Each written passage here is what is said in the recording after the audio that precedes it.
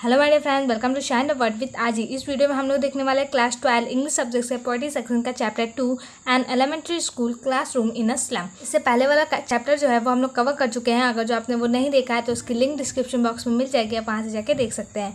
तो ये जो चैप्टर है, तो ये जो इस चैप्टर को लिखा है स्टीफन स्पेंडर ने। तो इन्होंने इस चैप्टर के अंतर्गत ये बताया है कि जो कि स्लम में रहने वाले बहुत ज़्यादा गरीब बच्चे होते हैं, वो उनके स्कूल जाने का चित्रण किया उन्होंने यही बताया है कि वो बच्चे अपने स्कूल में कैसे सर्वाइव करते हैं और वो कैसे पढ़ाई करते हैं। तो चलिए हम लोग इस चैप्टर को देख लेते हैं। हम लोग इस वीडियो में इसका हिंदी एक्सप्लेनेशन देखने वाले हैं। तो चलिए स्टार्ट करते हैं। Far from gusty waves these children faces, like rootless weeds, the hair torn round their pallor। तो इसमें क्या बताया जा रहा है कि far from gusty waves। gusty waves का मतलब होता है, gusty मीन्स होता है तूफानी या झोंकेदार। तो फिर जो gusty waves का होता है मतलब तूफानी या झोंकेदार वेव्स। तो इसमें जो हमारे पोएट हैं वो बता रहे हैं कि वो एक स्कूल के बारे में बता रहे हैं जहाँ पे बच्चे बैठे हुए हैं, एक क्लासरूम में बच्चे बैठे हुए हैं और जिनके चेहरे हैं वो बिल्कुल ही मुरझाए हुए हैं, बल्कि वो बच्चे बहुत ही उदास लग रहे हैं और ये प्राकृतिक सुंदरता से बिल्कुल ही दूर हैं, बल्कि वो ऐसा बता रहे हैं। और वो बहुत ही ज़्यादा कमज़ोर और भूखे वगैरह दिख रहे हैं, वो ऐसे चित्रण बता रहे हैं। और उन्होंने बताया है कि जो उनके चेहरे हैं, जो उनके फेसेस हैं, वो बहुत ज़्यादा मुरझाए हुए हैं और कैसे लग रहे हैं, एकदम रूटलेस वीड की तरह लग रहे हैं। रूटलेस वीड क्या होते हैं? जो कि एकदम बेकार जंगली फूल घास फूस होती है, उसे रूटलेस वीड कहते हैं। तो उसकी तरह उनके फेसेस दिख रहे हैं। आगे देखते हैं। The tall girl with her white down head, the paper swimming boy with red eyes। तो इसमें बता रहे एक लंबी लड़की है जो कि उसी क्लास में एक बहुत लंबी लड़की है जो कि बहुत ज़्यादा उदास दिख रही है और बहुत ज़्यादा बोझिल लग रही है, मतलब कि वो अपने सिर को झुकाए हुए है, बहुत ज़्यादा वो निराश लग रही है। और उसी क्लास में एक पेपर स्विमिंग बॉय है, मतलब कि एक पेपर की तरह बिल्कुल पतला सा लड़का है विथ रैट आइज। और वो इतना पतला है कि उसकी जो आँखें हैं वो चूहे की आँखें जैसे लग रही है उसे।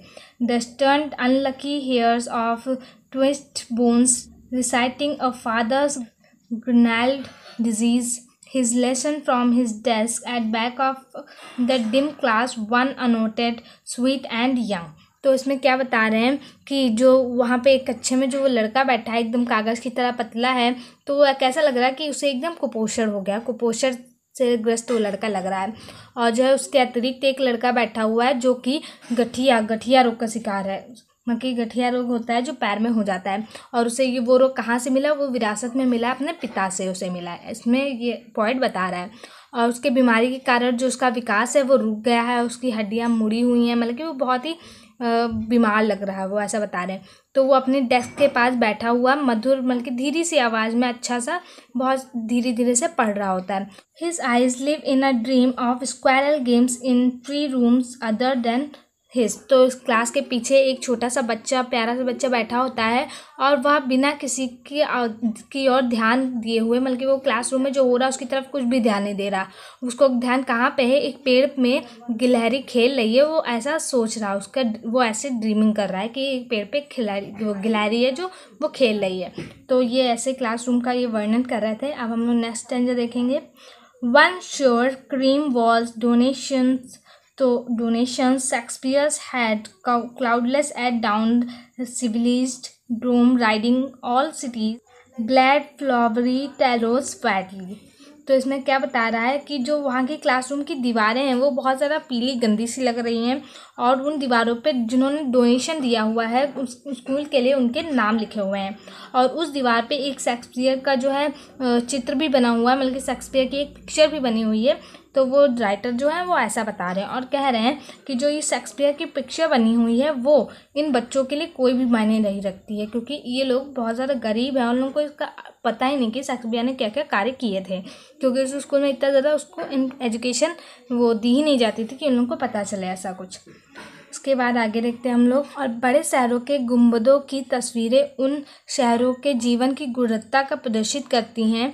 जो एक पिक्चर में ऐसा हो रहा था और वहीं पे दूसरा एक चित्र बना होता है जिसमें सुबह का आकाश को बादल रहित दिखाया जाता है, मतलब कि जो सुबह की मतलब कि एक पेंटिंग बनी होती है जिसमें कि कोई भी बादल वगैरह नहीं होते हैं। फिर आगे देखते हैं हम लोग। open-handed map avoiding the word is word, and yet for these children these windows not this map, their word were all their futures painted with a fog। तो इसमें आप क्या बताया जा रहा है, इसमें विश्व का मानचित्र है जो कि विश्व को छोटे और बड़े देशों में विभाजित करता है और प्रतीकात्मक रूप से बच्चों को पूरी दुनिया प्रदान करता है।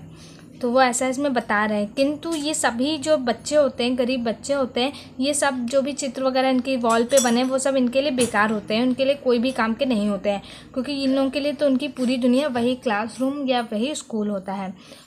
A narrow street sealed in with a lead sky, far far from river, caps and star of world।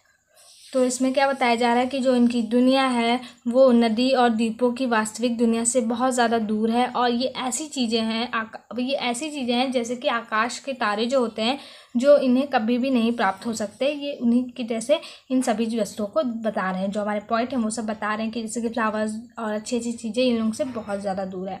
आगे बढ़ते हैं नेक्स्ट स्टैंजा पे। Surely Shakespeare is wicked the map a bad example with ships and sun and love tempting them to steal for lives that skill turn in their cramped holes for fog to endless night। तो इसमें बताया जा रहा है जो कि यहाँ पे शेक्सपियर की पिक्चर बनी हुई है वो इन बच्चों के लिए बिल्कुल ही अर्थहीन है, बिल्कुल ही बेकार है, क्योंकि इन स्कूलों की गुणवत्ता इतनी, मतलब कि इन स्कूल में इतनी अच्छी शिक्षा नहीं दी जा सकती है जिससे कि वो शेक्सपियर द्वारा किए गए कार्यों के बारे में जान सके और उनसे कुछ प्रेरणा ले सके। इसलिए जो वहाँ पे चित्र बनाया गया है, जो इनका चित्र का उदाहरण है, जो उन्होंने एग्जाम्पल दिया है, वो बिल्कुल ही बेकार है इन बच्चों के लिए। और उसके बाद बता रहे हैं कि जो सुंदर दुनिया अपनी प्रस्तुतियाँ जैसे सूर्य, जहाज, प्रेम और सेवा भाव द्वारा उन्हें केवल चोरी करने के लिए आकर्षित करती है, क्योंकि उनके पास सभी सांस्कारिक चीज़ें नहीं हो सकती हैं। वे छोटी सी झोपड़ी में रहते हैं और उनके दुख का कोई अंत नहीं है। उनकी दशा उदासी और बहुत ज़्यादा निराशा भरी होती है। बल्कि वो बता रहे होते हैं कि जो उनके स्कूल में जो चित्र बने होते हैं सन्स के और बहुत अच्छे अच्छे चित्र बने हुए हैं अच्छी अच्छी चीज़ों के, तो उससे वो सिर्फ चोरी करना ही सीखेंगे, क्योंकि जब इंसान के पास कुछ नहीं होता है और वो उसको ले भी नहीं सकता, उसके पास रुपए भी नहीं, तो क्या अगर उसका मन हो रहा है वो लेने का तो चोरी करेगा, ऑफकोर्स चोरी करेगा। तो इसमें यही राइटर बता रहा है कि इन सब ये सारे एग्जाम्पल देके वो इन्हें सिर्फ चोरी करना सिखा रहे हैं, उसके अलावा कुछ नहीं, क्योंकि जो उनकी बच्चों की दुनिया है वो गरीबी में कट रही है और उनके पास ये लोग स्लम में रहते हैं, एक मलिन बस्ती में रहते हैं जहाँ पर इन सबको ये सारी चीज़ें प्राप्त नहीं हो सकती है। Where skin peeped through by bones and spectre to steal with medless glass like bottle bites of stones. All of their times and space are foggy slums, so blot their maps with slum as big as doom। तो क्या बता रहे हैं, जो उन बच्चों के शरीर हैं वो बिल्कुल ही बेकार वस्तुओं के ढेर के समान है, क्योंकि वो लोग बहुत ज़्यादा पतले हैं। उनकी जो हड्डियां हैं और उनकी जो त्वचा है वो बाहर झाँक रही है, मतलब उनकी हड्डियां उनकी त्वचा से बाहर दिख रही हैं, इतनी ज़्यादा वो लोग दुबले पतले हैं। तो राइटर बता रहे हैं कि ये बच्चे जो हैं वो इतने ज़्यादा गरीब हैं कि इन बच्चों ने जो चश्मे लगाए हुए हैं वो भी टूटे हुए हैं और वे बोतल के टूटे हुए टुकड़े के जैसे दिखते हैं, और उनका जो सारा का सारा जीवन है वो इसी बस्ती में नष्ट हो रहा है। तो ये ऐसा राइटर बता रहे हैं। नेक्स्ट और लास्ट हम लोग स्टैंजा देख लेते हैं। आई होप आप लोगों को समझ में आ रहा होगा, तो आगे बढ़ते हैं। Unless governor, inspector, visitor, this map becomes their windows, and these windows that shut open their lives like catacombs break open till they break the town and show the children to green field and make their world run azure on gold sand and let their tongues run naked into books and the white and green leaves open history theirs whose language in the slum.